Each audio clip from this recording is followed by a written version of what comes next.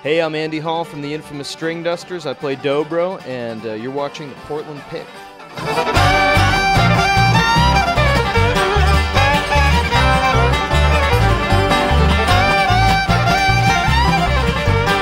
We didn't all start playing bluegrass. I started as a rock guitar player. You know, I mean, I grew up in upstate New York, had never seen a dobro until I was 18. I was like a shred guitar guy, you know, that's what I wanted to do.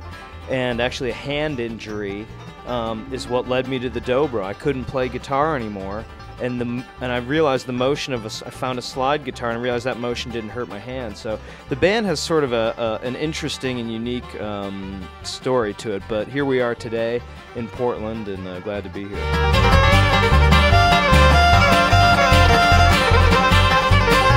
The band got started in Nashville about 7 years ago, and when we started, we were pretty much a traditional kind of bluegrass band. You know, we have traditional instrumentation, banjo, fiddle, bass, flat top guitar, dobro, and so we started sort of in this scene of bluegrass that's kind of set out for you in a way. You know, you know the different festivals you want to play, you know where you want to be, and as we went along with that, it was great, but we realized that a lot of our influences that we grew up with, like I used to go to Grateful Dead shows and Fish shows, weren't coming through in our music, and so it's sort of like the longer we've been a band up till now, we've sort of gotten to really know who we are, and some of these old influences have really started to come out, you know. But we used the bluegrass band thing as sort of a foundation for getting started, and from there it's sort of just developed into this interesting, unique band that has the foundations of bluegrass, but also we come from diverse backgrounds.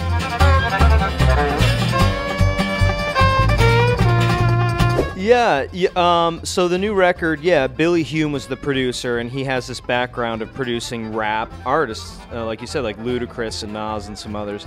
And so the way we got connected with him was through our manager, but you know, Billy is just an eclectic guy. I mean, he started as a little mandolin folk guy, but then got into this rap scene in Atlanta, so he's done a little bit of everything. And we wanted to just try to work with a producer who just came from a totally outside the acoustic music world. You know, he'd never mic'd a dobro before when we did this record, and that's what we wanted. We wanted somebody who was really talented, but who didn't have any preconceptions about how the music was supposed to sound, you know. He was really a producer that was used to getting the best out of artists, no matter what style they were. So I wouldn't say there's any like rap influences on the record, but there's definitely pop influences for sure. And Billy was just great to work with in developing the arrangements, developing the songs, and choosing the songs, and it was just a really neat collaboration for us.